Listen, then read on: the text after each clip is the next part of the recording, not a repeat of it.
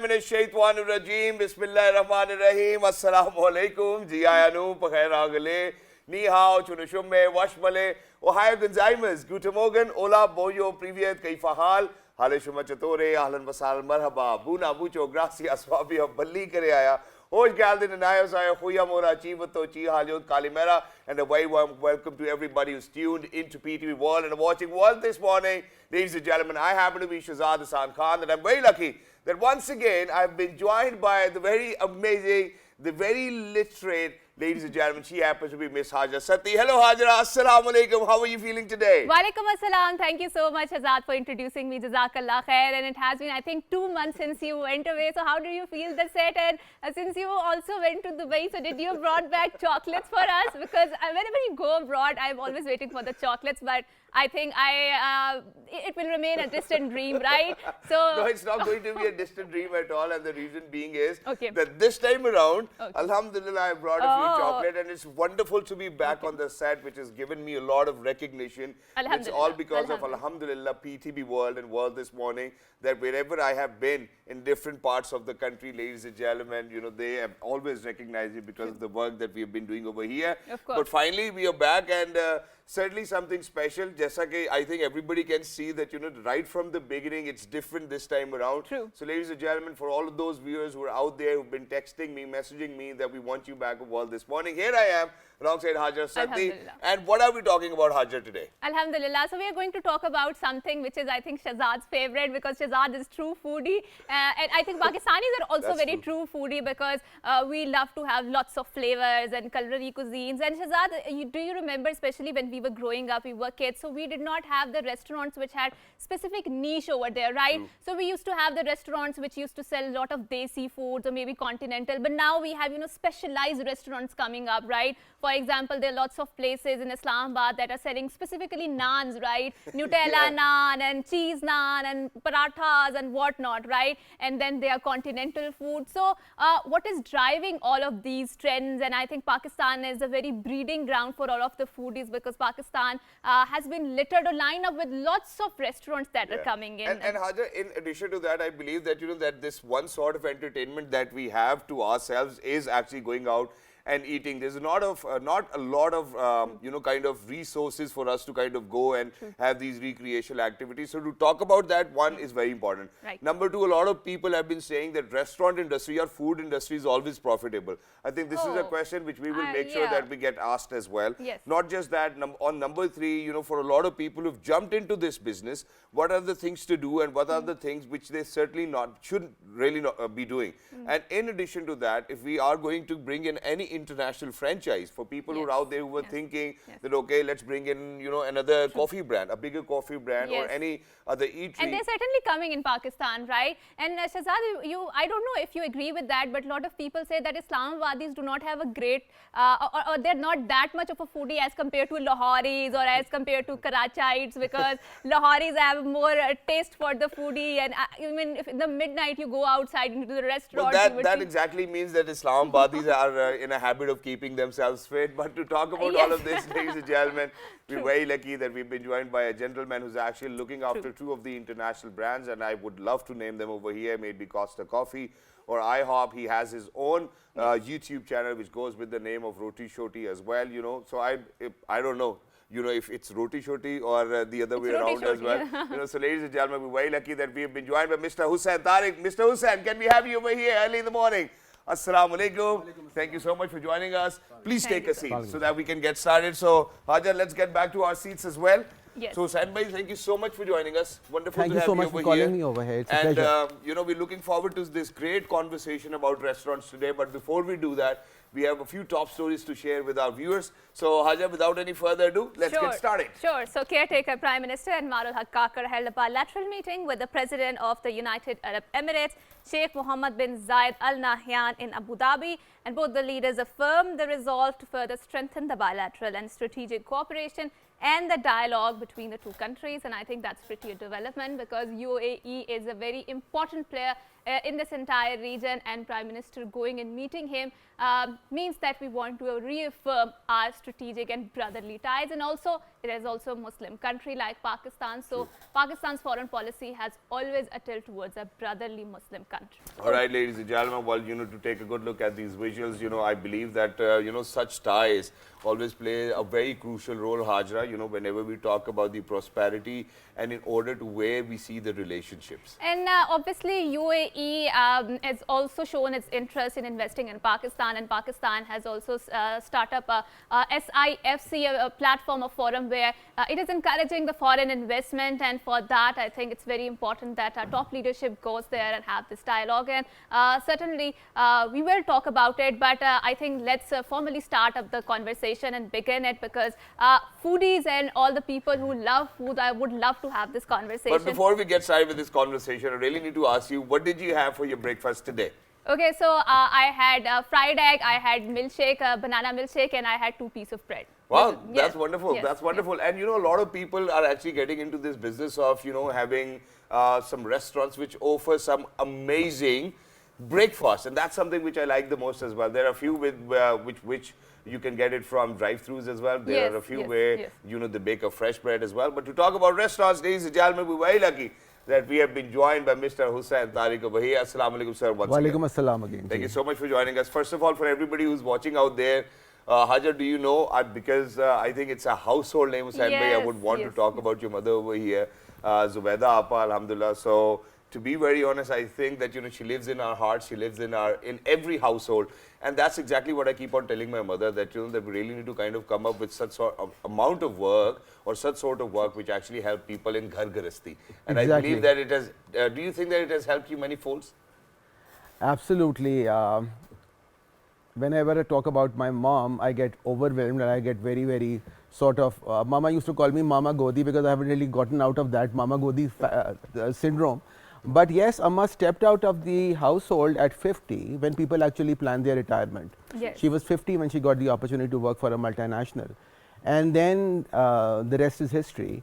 And she was hired for just sharing the cooking anecdotes and cooking recipes. But what made her big was the totkas. Yes. And the good part about Amma being that she was so humble that we really didn't know how big she was. We only came to know how big she was when she passed away actually. We never realized the brand she was. When I pray and I pray for her maghfirat and I say that, Amma, had you told us that how big she was, how big you were, we would have made a lot of money. We never made that money. But Allah is there to look at us. Exactly. But given that predicament, yeah, I'm very proud of my mom and the way she achieved and how she achieved, because it was not an easy journey. But now let's talk about your entrepreneurship and your venture into the food business. And I think it's very understandable that you got a very amazing, some culinary genes from your mother. But so far, how's your journey been? Because it is said about Pakistan that it has a very breeding ground for opening the restaurants. How true is this perception? You first asked me about my journey, how I entered into this food scene. Obviously, our family has been a foodie family. We all talk about food. When we get together, it's all about how good the food is, how bad the food is, how we all ended up eating bad food, how we all ended up eating good food. But my journey has been not an accidental one. I think it was all written in the fate. I started, I was working for a multinational, a courier company. And when I decided to take an early exit, I got some money from the company. So I decided to invest in a restaurant, because restaurant was something that I really wanted to do. And believe you me, this is a message for everyone, that anything that you want to do, please do it once in your life, so that when you go up, you don't have any regrets. Exactly. So I actually don't have any regrets. So I wanted to open my restaurant, and that the ultimate fate was that the restaurant got sealed because of X factor. Okay. Because of some. Yeah, This is PTV News, so the rest is history. So I got an opportunity to work for a private channel. They saw the food, they loved the food, so they offered me a job to come and do a cooking show, and that's how my journey started in this food industry. I did my cooking show with Mishi Khan, used to be called Khate Pite. Yeah. Right. And that was actually a very big success, because generally speaking, when you see our cooking shows, Amma was a big name then, and Amma was doing a completely different show. We had this fun and banter, fight, fist, everything we were used to do in our cooking show, and that became quite big. Then unfortunately, the entrepreneur or the owner of the channel was assassinated, and then obviously the channel had to shut down. And then I continued with my business, and then the restaurant was shut, and then again I opened a restaurant, and that had other history. So all in all, what I feel that I invested and I wasted so much of money that either I could have gone and studied in an Ivy League and paid that kind of money, or I have achieved the degree of actually experiencing what is good and what is bad in the food industry and how it all operates. Exactly. So let's get started with that, because, Alhamdulillah, you've achieved a degree at a level where you're telling us that, that you can certainly tell what is good and what is bad. So let's get started with people who would want to invest in food industry, specifically within restaurants. I've seen a lot of my friends experimenting with restaurants, opening up restaurants, and then unfortunately they didn't really work out. So what are the core reasons which you see the people who've invested in restaurant but it didn't really work out for them? I think the success factor, given the fact that success of any business, whenever you invest in any business, your motto or your motive or the idea behind it is to make money. True. And to actually achieve what is the possible positive outcome. But restaurant industry is a very difficult industry. I'm not undermining the fact that I'm not really making people wary of the fact that it is not a very easy job. Yes, it is if you are passionate about it. First of all, when you actually invest in a restaurant industry, you need to know a bit about the food. People generally invest as an entrepreneur and have little idea about the food. So that is where the fault lies. Right. You need to know about the food. You can't really rely on the team 24/7 that they'll bring the best out of the kitchen. And we certainly would like to, kind of know about food from you as well, but we need a short break, ladies and gentlemen. Don't go anywhere. We'll be right back. Good morning.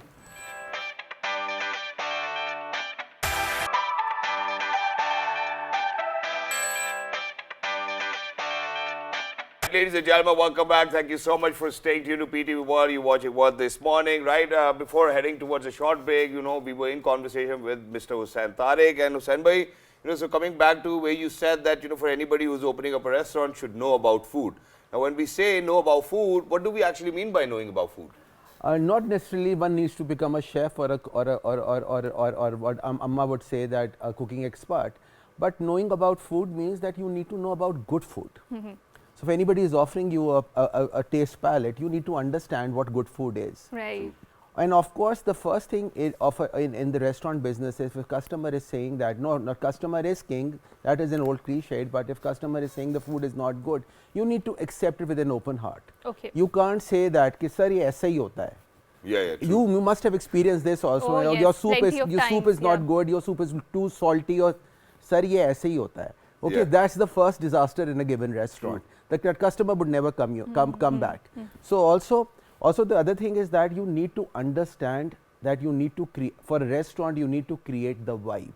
The architect or the designer can actually give you a brick and mortar which is like straight from a decor book. But you for a restaurant to run, for a restaurant to do well, it has to have the right vibe, the right connect with your soul and mind. But how do you define a good food? Because some people have different sort of, taste maze ka buds. lage. Yeah, for example, I don't eat very spicy food, right? So you might have a very spicy taste buds, right? And our taste don't match. So how do you define a good food? Okay. How would I define a good food? I think it's very relative. Yes, Yeah. of course. For very you, subjective for experience. me, for my mom, dal chawal and hari mirchi ka achar could be the best food in the Yes, world, or a roti with keema. For me, tala gosht and chawal is the best food. Yes. And I used to eat chawal. For me, keema karele. But for somebody, Yes. nobody would like anything less than sushi or a teppanyaki. Maybe, yes. So for good food is relative, but you can actually the distinction between good food and palatable food is like, for example, if you say something like aloo gosht, it could be a bad aloo gosht, it would be a good aloo gosht, it would still remain an aloo gosht. Yeah. Yes. So it's all relative. It's all Exactly. relative. So it will depend on any given day whether what I'm going to like and how hungry I am as well. Because at Exactly. times, I've been to places where I was so hungry when the food came in, I was like, yeah, this is the best food. Yes. But when I went with a with a belly, stacked like halfway around, Exactly. I was like, I don't know what happened to their food today. So Exactly. obviously, but sir, let's come down to because in today's time, we are good with social media and marketing and whatnot and word of mouth and you know, it's easy to get more people on the opening day of your restaurant. Absolutely. But then it's more challenging to get them back, you know, with the same zeal and fervor. True. Yeah, that's the national rule and law. Yes. That any customer who's coming and visiting your restaurant or your cafe for the first time is not your win. Anybody who comes For example, back, that chai wala yeah, example. yeah, exactly. Yes. And anybody who comes back again with the same passion and same zeal and commitment, that's going to be your win.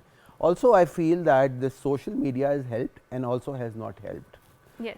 The news is so instant that the moment I'm from Karachi and what I see, that includes me as well, because I post everything under the world on Facebook or on Instagram.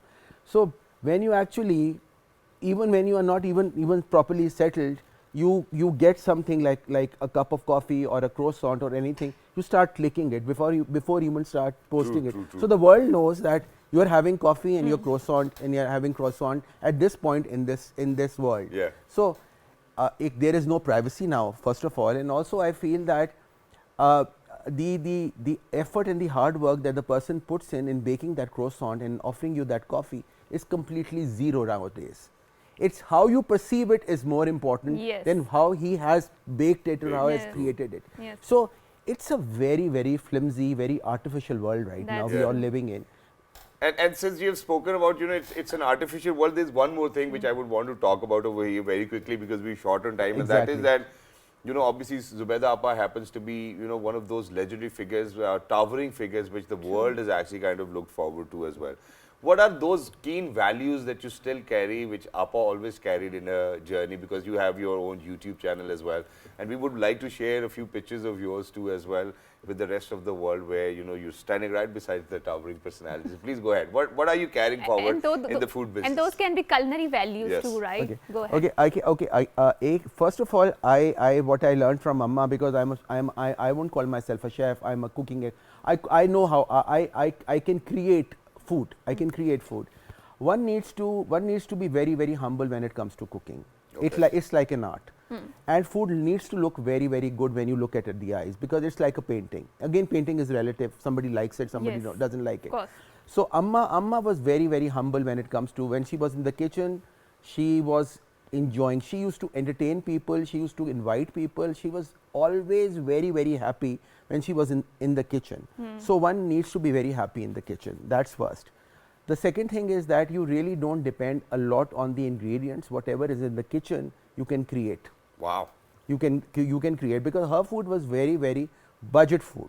Okay. Amma never used that. Amma never said that if there is something like stir fry beef, and if tenderloin is not available because it's expensive, first of all, and if it's not available, she could create a very nice stir fry from regular beef also, because she could use tenderizer or something. She could treat that beef, marinate that beef a little earlier, and she could create a stir fry from that beef. So she wasn't dependent on the tenderloin to create that. That was Amma. And you carry this legacy now? Yeah, I do carry that legacy, and also I want to know, I want to carry that passion, and that's the reason I was so passionate about creating or joining a channel for carrying out that legacy also, because Amma had a name which is probably the biggest in this section of food industry, and I'm very proud of her. So Roti Shoti, mashallah, has done well. We just got 2 episodes uploaded so far on the digital, and digital is the age. Exactly. Digital is the age. That's very true, and we wish you best of luck for your upcoming ventures and for your food blogging, because nowadays you see blogging, it's just about beauty products or it's about the food. And we see that especially on your Instagram, on the TikTok, there's a very heavy trend of that. And I follow a lot of food bloggers, especially if I have to go to a restaurant. So I first review, you know, how the food bloggers rating that. But with that, we will say thank you so much, sir, for coming here and for and having do this. come over to the coffee house we've recently opened. Oh, and sure, inshallah, inshallah. And we'll have coffee together. Yeah, she likes free inshallah. coffee. Why not? Oh my God, oh my God. But I'll still ask for the chocolates though. So with that, we will wrap up this segment and go on a short break. And after you come back, we are going to talk about another form of the art, which is very expressive form of the art. So don't go anywhere. Good morning. Welcome back. Thank you so much for staying tuned to PTV World. You're watching World this morning. Earlier, we were in conversation with Mr. Hussain Tariq, and we talked about, you know, opening up new restaurants and, you know, having more avenues of eateries probably where you can actually suffice the hunger that you have, or even if you have spoiled your taste buds, ladies and gentlemen, that's something which certainly do relax you. But other than that, you know, whenever we talk about food, I think there's one more thing which I believe relaxes me most of the time, makes me cry, makes me laugh, makes me dance, happens to be music. You know, it brings out all the emotions in a human body, and that's something which I've always loved the most. But not just that, there are a lot of people who have worked for them, specifically for the music of the country. You know, if we are to talk about, you know, how Pakistani musicians have been, you know, historically, we do have a wonderful story to share with you, because he, ladies and gentlemen, happens to be a towering personality. He comes from a very towering background as well, known for his rendering of traditional Sufi poetry and folk song fusion, you know, with European music as well. Ladies and gentlemen, he happens to be the legendary Mr. Arif Azhar. Assalamu alaikum, Arif bhai. How are you? Walaikum assalam. Thank you. I'm good. Thank you so much for joining us. Wonderful to have you. And you know, you happen to be one of those gentlemen who resonates the same energy every time. You know, I'm loud and you know, we're out there. You know, the way our vocals are. I may not be able to sing as good as you are, but certainly I love it. But we can get it across. Exactly, but we can get it across. Arif bhai, what's happening? You know, for all our viewers who are out there, what's happening? What's happening, man? Yes. What do you mean? Besides the horrible... The music, you know, what are you doing these days? I was about to come to Gaza, but no, forget. No, not that. What's happening? Music wise, I'm working on a book right now Wonderful. about the music of Pakistan. Amazing. So it's a new project that I've just started, where I'm traveling across the country, interviewing musicians, historians, instrument makers, and documenting it all in the form of a book. And we'll also be releasing a vlog series about the different musics of Pakistan. So how do you plan on doing it? Because imagine that if you are to talk about the music of the country, you know, will start from somewhat 1947, or does it go back? It goes way back. Yeah. So there's going to be, the first chapter is going to be a historical overview. Okay. Of, you know, where our traditions come from. So take us through, if you don't mind. Take us through. Okay, so first it'll be a historical overview. Of course, I can't go into too much detail because it's going to be one book after all. Because we have to read that book. And yeah, and it can't be an encyclopedia. It has to be interesting reading. Yes. But there's so much ground to cover. So first, of course, our ancient roots. What are the earliest instances of musical instruments found in Pakistan? So the oldest instrument in Pakistan is the burindo. Okay. Which is a Sindhi instrument which is still played today. Interesting. It's a rare instrument, but it's made of clay with some holes in it, so you play it like a flute. Okay. And a burindo was found in Mohenjo-daro in Indus Valley. So it's at least 4,000 years old, this instrument. So that, of course, we'll just mention. Then we'll come to when how music was mentioned in the Vedas, just touching upon that. Then when Islam came into the subcontinent, and the meeting of these great cultures of the Islamic culture through Persia, through Central Asia, Turkic cultures, with the local indigenous Indian Hindu cultures, and the Renaissance that started in the form of Amir Khusro and North Indian classical music. Yes. And then we'll come to the birth of Pakistan. And so that's one historical overview. Then, of course, since 1947 till today, what are the major events that have shaped the music industry? So from Radio Pakistan, the Lahore film industry, PTV, the EMI cassette revolution, Coke Studio, how has this all shaped the music industry? And then there's the classification of our different folk music, of course, from every region, the stories, the myths around which the music has developed, the poets which are important for the music scene. So there's a lot of ground to And just cover. listening to this, I'm overwhelmed, yaar. You know, thank you so much, you know, for bringing this to Pakistan as well. I think you're also bridging a major gap in the literature, because we don't have that much of a literature available, especially on the singing, on the and Pakistan has a very vibrant literary culture and very vibrant culture. And thank you so much for filling that gap out there. But now let's compare the two eras, because on Sunday we had the PTV's anniversary, and we were talking about music and how PTV had created some amazing music, and we still listen to it and we still can resonate, even though we were not in that era. But now there are lots of commercial ventures coming up, like Coke Studio and like Nescafe Basement and all of these. But we see that they are mostly doing the remakes and redos of the old songs. That's right. So why do you think, you know, So do you feel that there's a revival of, we need to have the revival of the music, and why we are not able to produce the music that we were producing back then? That's an excellent question. And for me, the reason is that I don't really believe that music and arts, like education, is something that should be left to the private sector. True. I mean, of course, the private sector needs to get into it. Yes. But it needs state support. Yes. Education and culture. Yes. So before, when PTV, the golden era that you're talking about, PTV did not need to compete for advertisement. True. PTV could produce what it wanted to produce. Right. And the producers and the management of PTV decided this is what the country needs, this is what's good for us, Right. and that's what they produced. True. Today, to produce something, you have to first get the green signal from the marketing department, Yes. from the advertisers. Yes. And that immediately puts you at a disadvantage. True. And that's why Coca-Cola, even though Coke Studio has done a lot to promote music in Pakistan, but it's a double-edged sword. Yes. Because their primary purpose is always going to be to sell Coca-Cola, not to promote music. True. And speaking of, sorry, I'm cutting you, double-edged sword. So when we talk about it, so there's lots of platforms on the YouTube because it has given voice to a lot of Yes. voiceless people out there. Yes. But sometimes I do feel that it has degraded the quality a lot, right, Shehzad?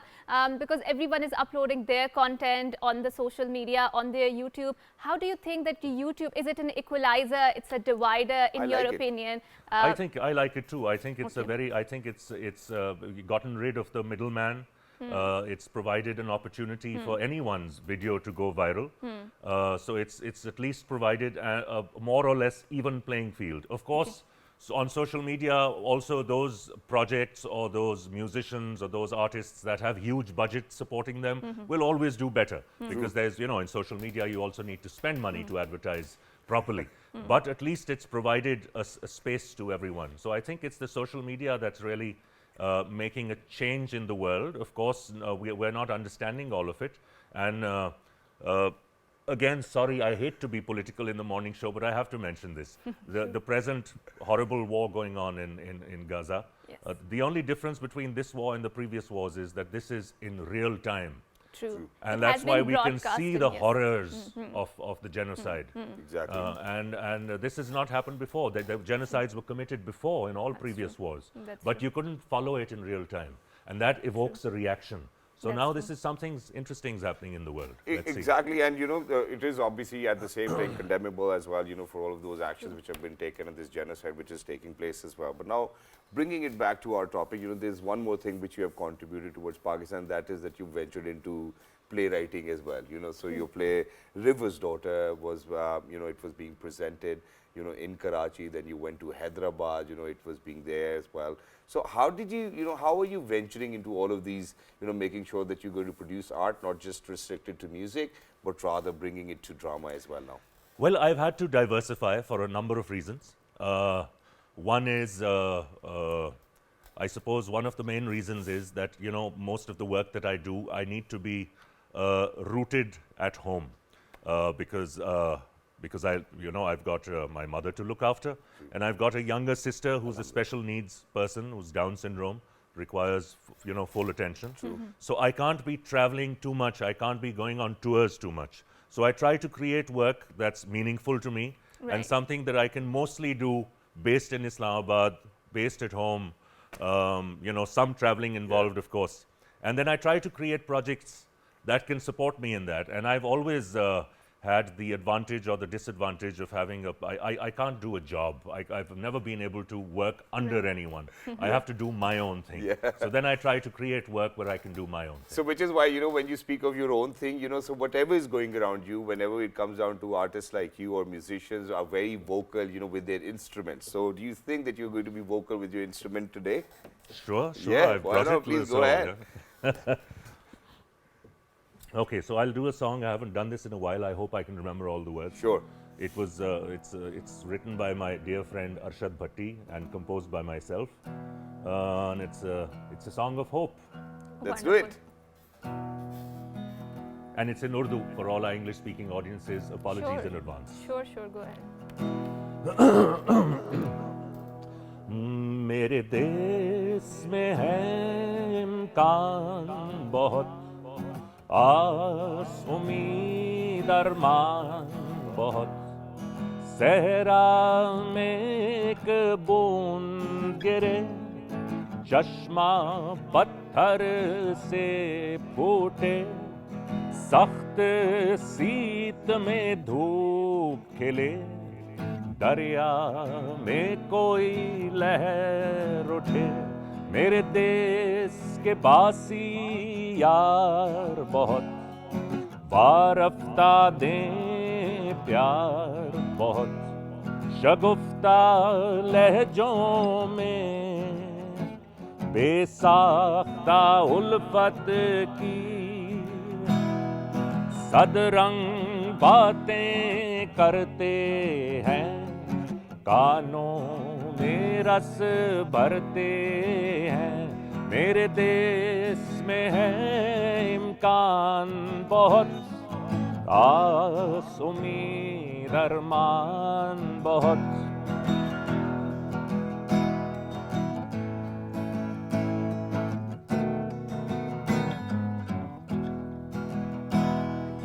हमदम इंसा कोई नहीं, इन बिन चारा कोई नहीं, कोई मुसीबत आ जाए, हम कदम ये रहते हैं, कोई तूफान उठ जाए, सब मुस्कुरा के लेते हैं, जिंदा दिल जफाकश हैं, जहद मुसलसल करते हैं, मेहनत से गुरेज नहीं, पर मौके कम कम मिलते हैं, जेब में चाहे कुछ ना हो, दिल कुशादा रखते हैं,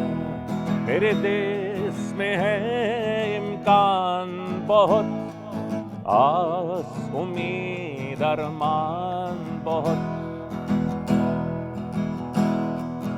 उनकी रोशन आँखों में देखो तो हैं ख्वाब बड़े, खेतों में हरियाली के, शहरों में खुशहाली के, पढ़ के आगे बढ़ने के, आसमां पे उड़ने के, मेरे देश के बासी यार बहुत, ना जान इन्हें लाचार बहुत, जज्बे इनके हैं जवान, हिम्मत का नहीं फुकदान, नए दौर को तो शुरू करो, देखो सब हैं तैयार बहुत,